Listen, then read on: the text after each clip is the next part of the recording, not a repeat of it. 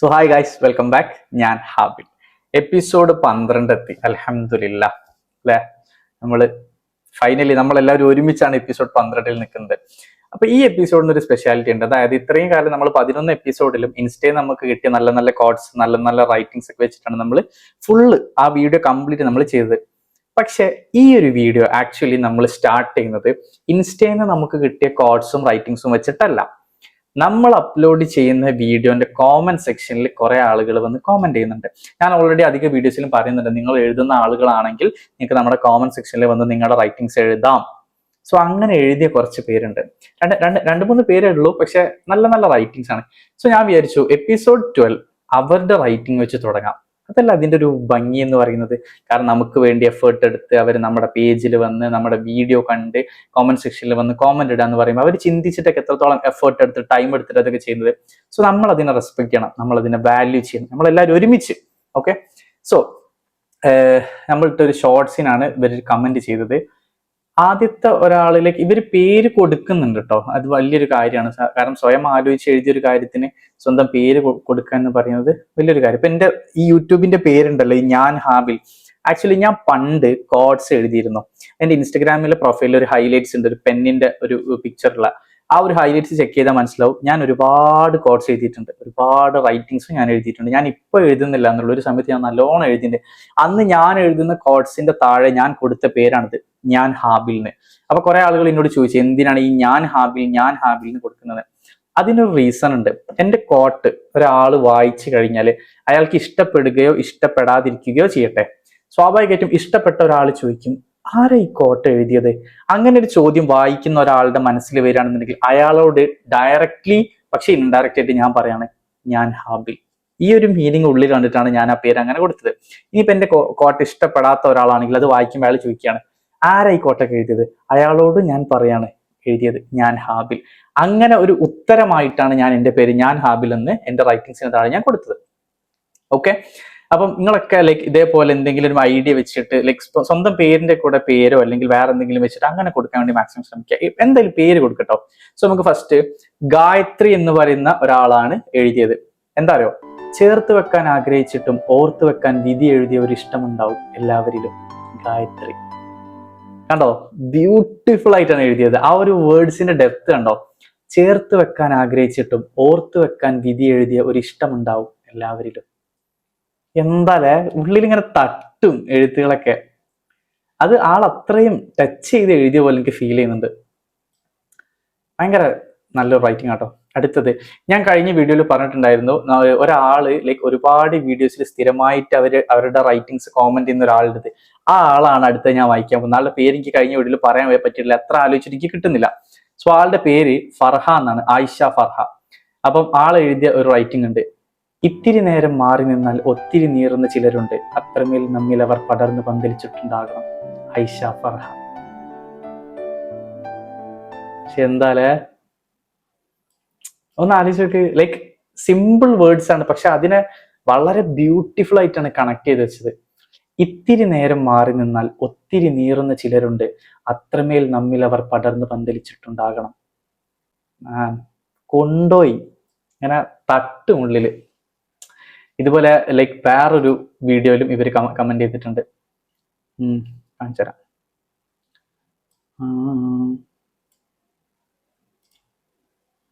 അവര് long വീഡിയോയിലാണ് comment എഴുതി തോന്നുന്നുണ്ട്.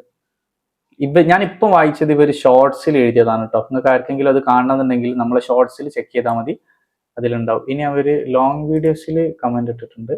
ഈ ഫർഹ എന്ന് പറയുന്ന കുട്ടിയുടെ കമന്റ് ആണ് ഞാൻ ഏതൊക്കെ ലോങ് വീഡിയോസിൽ ഞാൻ വായിച്ചൊരു ഓർമ്മ ഉണ്ട്. Let me see.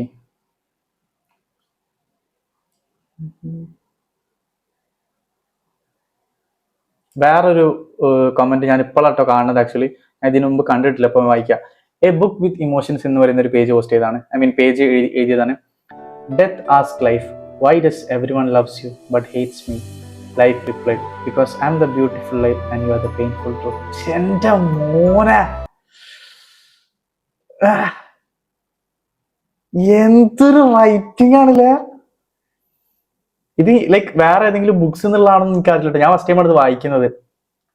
മരണം ജീവിതത്തോട് ചോദിച്ചു, എന്തുകൊണ്ടാണ് എല്ലാവരും നിന്നെ സ്നേഹിക്കുന്നതും എന്നെ വെറുക്കുന്നതും?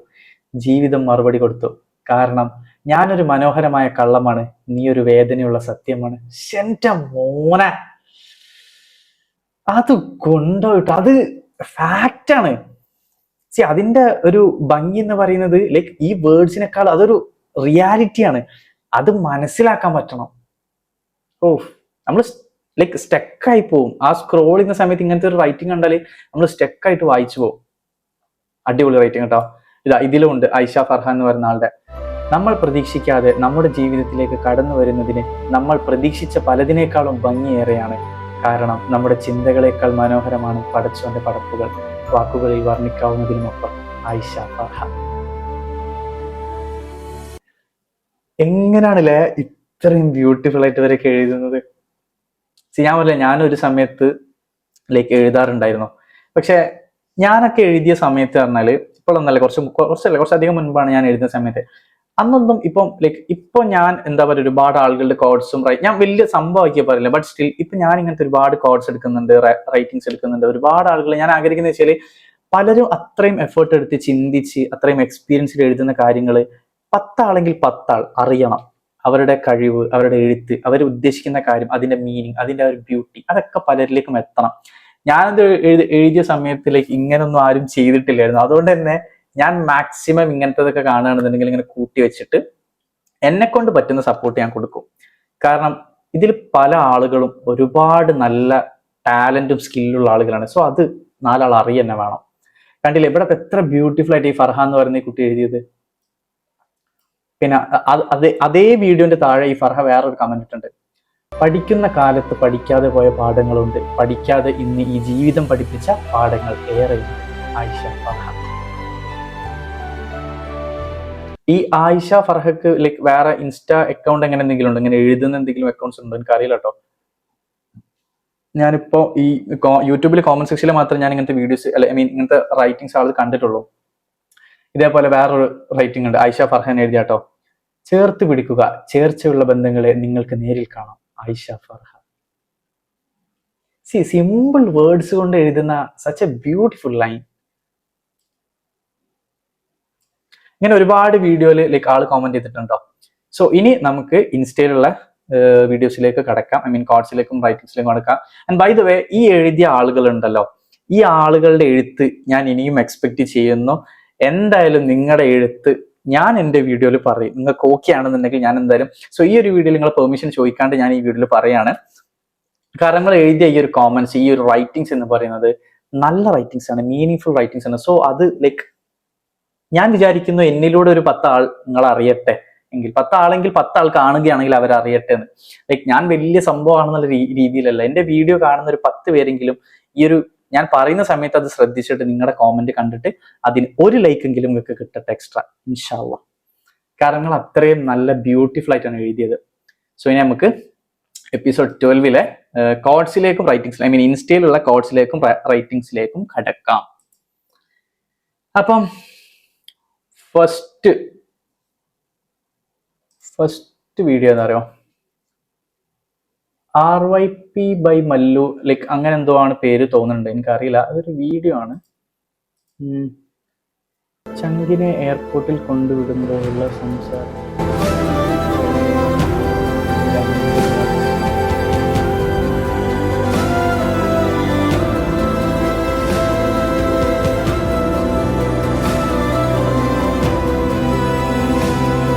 ഭയങ്കര പെയിൻഫുൾ ടൈമാണ് കേട്ടോ. ഇത് ഞാൻ എക്സ്പീരിയൻസ് ചെയ്തിട്ടുണ്ട്, അതുകൊണ്ട് എനിക്ക് പറയാൻ പറ്റും. എൻ്റെ ലൈഫിൽ എനിക്ക് അത്രയും വേണ്ടപ്പെട്ട ചില ആളുകളുണ്ട്. ഫ്രണ്ട്സിൽ. ഈ ആളുകളെ ഞാൻ എയർപോർട്ടിൽ ഡ്രോപ്പ് ചെയ്യാൻ പോയ സമയത്തൊക്കെ ലൈക്ക് ആ കാറിൽ ഞാൻ പോകുന്ന സമയത്ത് ആ കാറിൻ്റെ ഉള്ളിൽ വരുന്നൊരു സൈലൻസ് ഉണ്ട്. അത് ലൈക്ക് എക്സ്പീരിയൻസ് ചെയ്ത ആളുകൾക്ക് അറിയാം. ആ കാറിൻ്റെ അകത്തുനിന്ന് പെട്ടെന്ന് ഉണ്ടാകുന്ന ഒരു സൈലൻസ് ഉണ്ട്. ആ ഒരു സൈലൻസിന് ഒരു 100 കണക്കിന് മെമ്മറീസ് നമുക്ക് വരും. അത് വേർഡ്സിലൂടെ പറഞ്ഞാൽ ചിലപ്പോൾ എല്ലാവർക്കും മനസ്സിലാവില്ല. അത് അനുഭവിച്ച ആളുകൾക്ക് അറിയാം. നമ്മൾ എയർപോർട്ടിൽ നിന്ന് ആ ഒരു ഗുഡ് ബൈ പറഞ്ഞിട്ട് ലാസ്റ്റുള്ളൊരു കെട്ടിപ്പിടുത്തുണ്ട്, ഒരു ഹഗ് ചെയ്തിട്ട് അവർ പോകുന്ന സമയത്ത് ഞാനൊക്കെ കരഞ്ഞിട്ടുണ്ട്. എനിക്ക് അത്രയും ക്ലോസ് ആയ ചില ആളുകൾ പോയപ്പോൾ പിടിച്ചു നിൽക്കാൻ പറ്റാണ്ട് ഞാൻ കരഞ്ഞിട്ടുണ്ട്. എനിക്കിപ്പോഴും ആ ആളുകളെ തിരിച്ച് എയർപോർട്ടിൽ ആക്കി കൊടുക്കാൻ, അല്ലെങ്കിൽ ആ ആളുകൾ പോവുകയാണെന്ന് കേൾക്കുമ്പോൾ എനിക്കൊരു പെടച്ചിൽ എൻ്റെ ഉള്ളിൽ. അങ്ങനെയുള്ള ചില ആളുകൾ ഉണ്ടാവും നമ്മുടെ ലൈഫിൽ. ഈ ഒരു കാർ സീൻ ഉണ്ടല്ലോ, ഇത് ഭയങ്കര പെയിൻഫുൾ ആട്ടോ. ഒരു സൈലൻസ് ആണ് അവിടെ വരിക. ആ സൈലൻസിന് ഒരുപാട് കഥകൾ പറയാനുണ്ടോ ചിലപ്പം. അടുത്തത്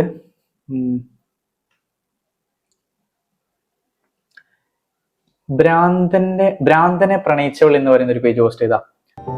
നമ്മൾ പറയുന്ന വാക്കുകളുടെ അർത്ഥവും ആഴവും അതേ അളവിൽ മനസ്സിലാക്കാൻ ചിലർക്കേ കഴിയും, അപൂർവം ചിലർക്ക്. എന്ത് ബ്യൂട്ടിഫുൾ ആയിട്ടല്ലേ എഴുതിയത്. ആക്ച്വലി ഇതിന്റെ ഒരു വീഡിയോ ഞാനും ചെയ്തിട്ടുണ്ട്. എൻ്റെ ഇൻസ്റ്റയിൽ ഇതിന്റെ ഒരു വീഡിയോ ഉണ്ട്. ലൈക്ക് നമ്മൾ പറയുന്ന കാര്യങ്ങൾ കേൾക്കാൻ എല്ലാവരും ആഗ്രഹിക്കുന്നത് ചിലപ്പം കേൾക്കാൻ ഒരാളുള്ളതാണ്. പക്ഷെ നമ്മൾ ശരിക്കും ഒന്ന് ആലോചിച്ച് നമുക്ക് മനസ്സിലാവും, കേൾക്കാൻ ഒരാളെക്കാൾ നമുക്കൊക്കെ ആവശ്യം നമ്മളെ മനസ്സിലാക്കുന്ന ഒരാളാണ്. കേൾക്കാൻ 100 പേര് വന്നാലും ഈ 100 പേർക്ക് നമ്മളെ മനസ്സിലാവണമെന്നില്ല. നമ്മളെ മനസ്സിലാക്കുക ചിലപ്പം ഇതിൽ വളരെ വളരെ ചുരുക്കം ചില ആളുകൾക്ക്. സത്യം പറഞ്ഞാൽ നമുക്ക് ആവശ്യം നമ്മളെ മനസ്സിലാക്കാൻ പറ്റുന്ന ഒരാളാണ് കൂടുതലും. എന്ത് ബ്യൂട്ടിഫുൾ ആയിട്ട് റൈറ്റിങ്ങിലെ നമ്മൾ പറയുന്ന വാക്കുകളുടെ അർത്ഥവും ആഴവും അതേ അളവിൽ മനസ്സിലാക്കാൻ ചിലർക്കേ കഴിയും, അപൂർവം ചിലർക്ക്. എന്ത് ബ്യൂട്ടിഫുൾ ആയിട്ട് എഴുതുന്നത്. അടുത്തത് കൊട്ടത്തേങ്ങ എന്ന് പറയുന്ന ഒരു പേജ് പോസ്റ്റ് ചെയ്താട്ടോ. ഒരു വീഡിയോ ആണ്, എൻ്റെ സ്റ്റാർട്ടിങ് മിസ്സായി. നിന്റെ കണ്ണ് നിറച്ച ആരെങ്കിലും നിന്നെ വിട്ടു പോയിട്ടുണ്ടെങ്കിൽ നിന്റെ മനസ്സ് നിറച്ച് മറ്റൊരാൾ നിന്നിലെത്തി. ചേടാ ലാസ്റ്റ് മിസ്റ്റേക്ക് ഒന്നൊരു അയച്ചരാ. നിന്റെ കണ്ണ് നിറച്ച ആരെങ്കിലും നിന്നെ വിട്ടുപോയിട്ടുണ്ടെങ്കിൽ നിന്റെ മനസ്സ് നിറച്ച് മറ്റൊരാൾ നിന്നിൽ എത്തിച്ചേരുക തന്നെ ചെയ്യും.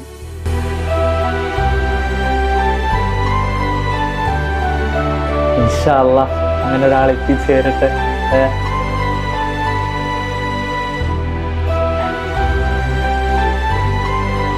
അടുത്തത് റൂമി അജു എന്ന് പറയുന്ന ഒരു പേജ് പോസ്റ്റ് ചെയ്താ. കഴിഞ്ഞുപോയ കാലങ്ങൾ തന്നെയായിരുന്നു ജീവിതത്തിൽ മനോഹരമായിട്ടുള്ളത്.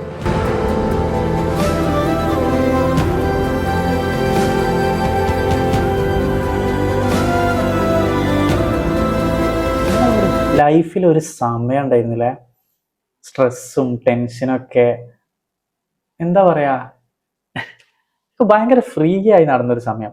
മേ ബി നമ്മളെ സ്കൂൾ ടൈം, കോളേജ് ടൈം, ആ സമയത്തൊക്കെ നമ്മൾ ടെൻഷനും സ്ട്രെസ് അല്ല ടെൻഷൻ എന്നൊക്കെ പറയുന്നത്, നാളെ അതുണ്ടല്ലോ, നാളെ ഇതുണ്ടല്ലോ, അങ്ങനെ ഉണ്ടല്ലോ, ഇങ്ങനെയല്ല. റെസ്പോൺസിബിലിറ്റി ഇല്ലാതിരുന്നൊരു സമയം. സത്യം പറഞ്ഞാൽ ഹാപ്പിനെസ് നമ്മൾ ഫ്രീ ആയിട്ട് അനുഭവിച്ചൊരു സമയം. ഇപ്പോഴൊക്കെ നമ്മൾ ഹാപ്പിനെസ് കണ്ടെത്താണ്, നമ്മൾ ചൂസ് ചെയ്യാണ്, നമ്മളെ ചോയ്സിലേക്ക് മാറിപ്പോയി. ആ സമയത്ത് നമ്മൾ ഹാപ്പിനെസ്സിൽ ജീവിക്കുകയാണ്, റെസ്പോൺസിബിലിറ്റീസ് അറിയാതെ, യഥാർത്ഥത്തിലുള്ള സ്ട്രെസ്, ആങ്സൈറ്റി, ഡിപ്രഷൻ ഇതൊന്നും അറിയാതെ നമ്മൾ ഫ്രീ ആയിട്ട് ജീവിച്ച ഒരു സമയമാണത്. ഇപ്പോഴാണ് നമ്മൾ സത്യം പറഞ്ഞാൽ നമ്മൾ ഹാപ്പിനെസ് കണ്ടെത്താനും ഹാപ്പിനെസ് ക്രിയേറ്റ് ചെയ്യാനും വേണ്ടി ട്രൈ ചെയ്യുന്ന ഒരു പോയിന്റിൽ ഇപ്പോഴാണ് നമ്മളെല്ലാവരും എത്തുന്നത്. അങ്ങനെയൊക്കെ ആലോചിക്കുമ്പോൾ കഴിഞ്ഞുപോയ കാലങ്ങൾ തന്നെ മതിയായിരുന്നു ജീവിതത്തിൽ മനോഹരമായിട്ടുള്ളത്. പക്ഷെ ലൈഫ് മസ്റ്റ് മൂവ് ഓൺ. പക്ഷെ എന്നാലും ഏതെങ്കിലും ഒരു പോയിന്റ് നമ്മൾ ചിന്തിക്കും, ഒരു സമയം ഉണ്ടായിരുന്നു നമുക്കൊക്കെ, എന്ത് രസമുള്ള സമയമായിരുന്നു അല്ലേ. അടുത്തത് ഇരുട്ട് എഴുത്തുകൾ എന്ന് പറയുന്ന ഒരു പേജ് പോസ്റ്റ് ചെയ്താ. ഒരു മനുഷ്യന്റെ അവസ്ഥ മോശമായി പോകുന്ന സമയത്ത് അയാളുടെ പിന്നിൽ നിന്നും കേൾക്കുന്ന കുറ്റങ്ങളും കുറവുകളുടെയും ശബ്ദം അത് അയാൾക്ക് വളരെ പരിചയമുള്ള ആളുകളുടെ ശബ്ദങ്ങളായിരിക്കും. സത്യമാണ്, ചങ്ക് തകർന്നു ആ സമയത്ത്. പിടിച്ചു നിൽക്കാൻ പറ്റാതായി പോകുന്ന ഒരു പോയിന്റിൽ ഇങ്ങനെ കൂടെ നമ്മൾ കേട്ട് കഴിഞ്ഞാലുണ്ടല്ലോ, ഒരു മനുഷ്യന്റെ പിടുത്തം വിട്ടോ. ശരിക്കും കേട്ടാ മനസ്സിലാവും. ഒരു മനുഷ്യന്റെ അവസ്ഥ മോശമായി പോകുന്ന സമയത്ത് അയാളുടെ പിന്നിൽ നിന്നും കേൾക്കുന്ന കുറ്റങ്ങളും കുറവുകളുടെയും ശബ്ദം അത് അയാൾക്ക് വളരെ പരിചയമുള്ള ആളുകളുടെ ശബ്ദങ്ങളായിരിക്കും.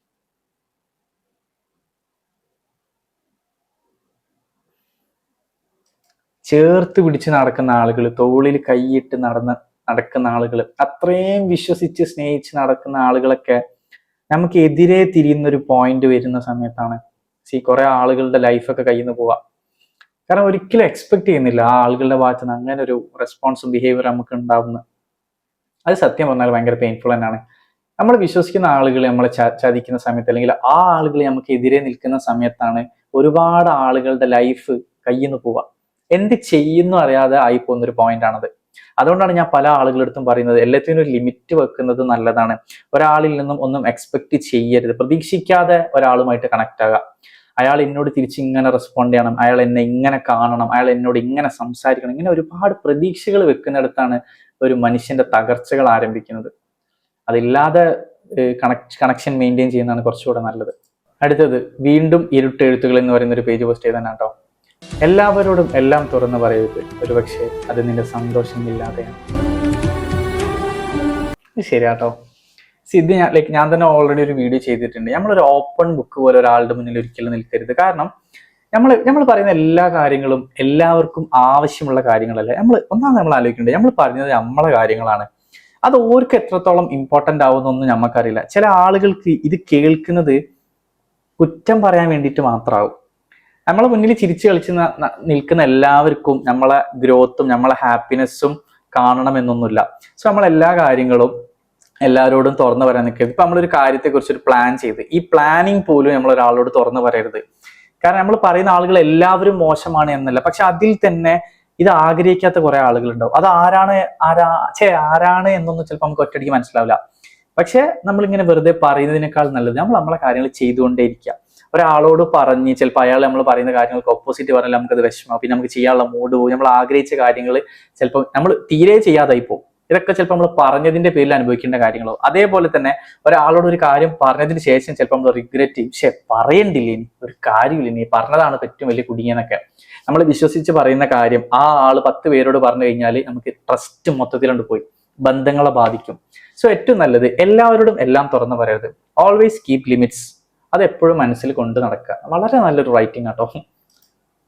എനിക്ക് അത്രയും ഇഷ്ടപ്പെട്ട റൈറ്റിംഗ്. കാരണം കണക്ട് ചെയ്യാൻ പറ്റുന്ന റൈറ്റിംഗ് ആണ്. അടുത്തത് ജിന്നിന്റെ റൂഹ് എന്ന് പറയുന്നൊരു പേജ് പോസ്റ്റ് ചെയ്താ. നീ ഇപ്പോൾ ആഗ്രഹിക്കുന്ന ഒരു കാര്യം ദൈവം നടത്തി തരാമെന്ന് പറഞ്ഞാൽ നീ എന്ത് പറയും? നിങ്ങൾ എന്താ പറയാ?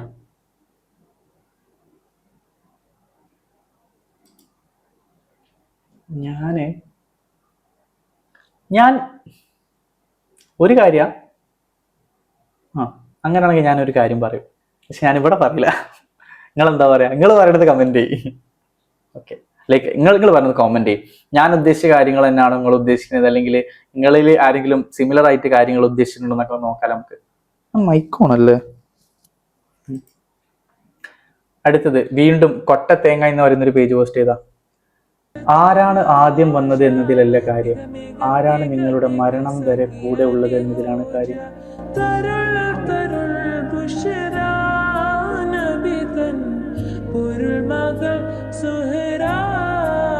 ആ ഒരു വീഡിയോക്ക് എന്ത് രസല്ലേ. എന്റെ മോനെ അത് കൊണ്ടുപോയിട്ടോ കിഡിലും ഫ്രെയിം ഇട്ടോ. കാരണം ആ ഒരു ഫ്രെയിമിന്റെ അപ്പുറത്ത് ഒരു ന്യൂലി മാരീഡ് കപ്പിൾ ഇങ്ങനെ നടന്നു പോവാ. ആ ഫ്രെയിമിന്റെ ഒരു പോയിന്റ് എത്തുമ്പോ ലൈക്ക് അത്രയും ഏജ്ഡ് ആയ ഒരു കപ്പിൾ ആണെന്ന് തോന്നുന്നത്. കപ്പിൾ തന്നെ നടന്നിങ്ങനെ പോവാണ്. ഒന്ന് ഒരു മാരേജ് ലൈഫിന്റെ സ്റ്റാർട്ടിങ്ങും ഒന്ന് ഒരുപാട് വർഷത്തിന് ശേഷമുള്ള ഒരു ഫ്രെയിമുമാണ്. അത് രണ്ടും ഒറ്റൊരു ഫ്രെയിമിന്റെ അകത്ത് കിഡിലും വീഡിയോ കേട്ടോ. അതിന്റെ റൈറ്റിംഗ് അതിന് പെർഫെക്റ്റ് മാച്ച് ആണ്. ആരാണ് ആദ്യം വന്നത് എന്നതിലല്ല കാര്യം, ആരാണ് നിങ്ങളുടെ മരണം വരെ കൂടെ ഉള്ളത് എന്നതിലാണ് കാര്യം. മാൻ, കണക്റ്റിംഗ് റൈറ്റിങ്ങും കണക്റ്റിംഗ് റീലും. അടുത്തത് Adam EFX and Sid EFX എന്ന് പറയുന്ന 2 പേജ് കൊളാബ് ചെയ്തിട്ടാട്ടോ ഒരു വീഡിയോ ആണ്. നിന്നെ സ്നേഹിക്കാൻ കഴിഞ്ഞതിൽ ഭാഗ്യം തോന്നുന്നു, നിന്നെ സ്വന്തമാക്കാൻ കഴിയാത്തതിലുള്ള വേദനയും.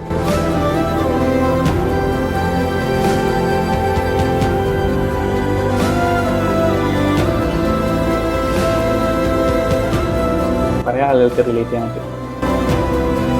അത്രയും സ്നേഹിച്ച ആളുകൾ അകന്ന് പോയപ്പോഴുള്ള കാര്യം തന്നെയാണ്. അടുത്തത് എന്താ മുത്തേ സാഡാണോ ആൻഡ് ഒറ്റപ്പെട്ടവന്റെ ലോകം. ഈ 2 പേജും കൂടെ കൊളാബ് ചെയ്തിട്ടോ. ഒരു കാലത്ത് ഉറങ്ങാൻ പോലും മറന്ന് സംസാരിച്ചവരെ ഓർത്താണ് ഇന്ന് ഉറങ്ങാതിരിക്കുന്നത്.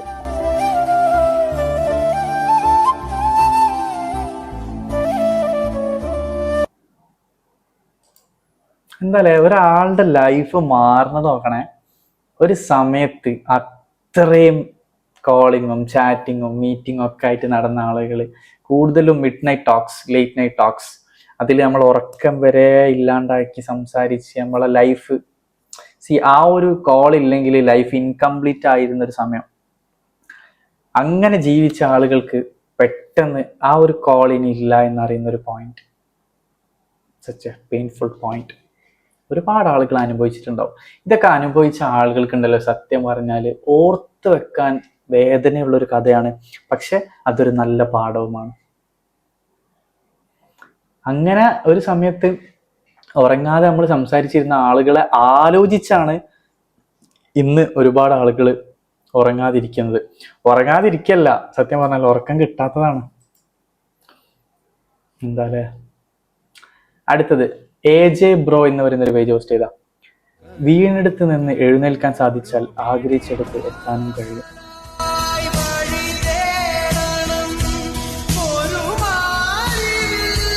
എൻ്റെ മോനെ, അത് കൊണ്ടുപോയിട്ട് നമ്മൾ തകരും, പതറും, നമ്മൾ ചതിക്കപ്പെടും, തോൽക്കും, ഒക്കെ ചെയ്യും. പക്ഷെ നമ്മൾ വീണിട്ടുണ്ടെങ്കിൽ നമ്മൾ അവിടുന്ന് എഴുന്നേൽക്കണം. ഒരാൾ വന്ന് നമ്മളെ സഹായിക്കാൻ കാത്തിരിക്കരുത്, ഒരാൾ നമ്മളെ വന്ന് താങ്ങാൻ കാത്തു നിൽക്കരുത്. നമ്മൾ വീണിട്ടുണ്ടെങ്കിൽ എഴുന്നേൽക്കണം. കഷ്ടപ്പെട്ടിട്ടാണെങ്കിലും അത്ര എഫേർട്ട് എടുത്തിട്ടാണെന്നുണ്ടെങ്കിലും വീണെടുത്ത് നമ്മൾ എഴുന്നേറ്റ് കഴിഞ്ഞാൽ നമുക്ക് കിട്ടുന്ന ഒരു കോൺഫിഡൻസ്, നമ്മുടെ ഉള്ളിൽ കയറി കൂടുന്ന ഒരു ധൈര്യം, നേടിയെടുക്കാൻ ഒരുപാട് സ്വപ്നങ്ങളുണ്ട് എന്നൊരു തിരിച്ചറിവ്, പോകാൻ ഒരുപാട് ദൂരമുണ്ട് എന്നുള്ളൊരു ബോധം നമുക്ക് വരുന്നൊരു ടൈമുണ്ട്. സത്യമാണ് കേട്ടത്. ഇതൊന്നും ചെറിയ വെറുതെ ഉള്ള റൈറ്റിങ്സ് അല്ല, ഇതൊക്കെ meaning full real life experience writings ആണ്. സോ ഗൈസ്, അത്ര ഇന്നത്തെ വീഡിയോയിൽ നമുക്കുള്ളൂ. യെസ്, അപ്പോൾ ഇതാണ് നമ്മൾ എപ്പിസോഡ് 12. സോ നമ്മൾ എപ്പിസോഡ് 12 ബാക്കിയുള്ള എപ്പിസോഡിനെ സംബന്ധിച്ച് കുറച്ചുകൂടെ സ്പെഷ്യലാണ്, കുറച്ചുകൂടെ ഡിഫറെൻ്റ് ആണ്. ആൻഡ് എന്താ പറയുക, ഐ ഹോപ്പ് എല്ലാവർക്കും ഇഷ്ടപ്പെട്ടിട്ടുണ്ടാകുമെന്ന്. പിന്നെ അതുപോലെ തന്നെ ഇപ്പം നമ്മൾ ഓൾറെഡി 2 ഗായത്രി ഫർഹ ഇവരുടെ 2 പേരുടെ റൈറ്റിംഗ്സ് ആണ് ഇപ്പം നമ്മൾ ഓൾറെഡി വായിച്ചിട്ടുള്ളത്. പിന്നെ അതുപോലെ തന്നെ എ ബുക്ക് വിത്ത് ഇമോഷൻസ് ഈ ഒരു പേജിന്റെ റൈറ്റിംഗ് കൂടെ നമ്മൾ വായിച്ചു. സോ ഇനി നിങ്ങളും ഇതേപോലെ എഴുതുന്ന ആളുകളാണെങ്കിൽ തീർച്ചയായും നമ്മളെ വീഡിയോന്റെ കോമന്റ് സെക്ഷനിൽ നിങ്ങൾ എഴുതണം, നിങ്ങൾ എഴുതിയിടണം, നിങ്ങളെ പേരോട് കൂടി നിങ്ങൾ എഴുതി ചേർക്കണം. ആൻഡ് ഇപ്പൊ നമ്മൾ വായിച്ചതിൽ ലൈക്ക് നമ്മളെ കോമന്റ് സെക്ഷനിൽ നമ്മൾ വായിച്ച റൈറ്റിംഗ്സ് ആണോ, നമ്മളെ റീലിൽ നമ്മൾ വായിച്ച റൈറ്റിംഗ്സ് ആണോ, ഏതാണ് നിങ്ങൾക്ക് ഏറ്റവും കൂടുതൽ ഇഷ്ടപ്പെട്ടത് എന്ന് നിങ്ങൾ കോമെന്റ് ചെയ്യണം. പിന്നെന്താ, so that's it for today and thanks for watching. And നിങ്ങൾ തരുന്ന സപ്പോർട്ടിന് ഒരുപാട് നന്ദിയുണ്ട്. സോ നമുക്ക് എപ്പിസോഡ് 13 കാണാം. ബൈ.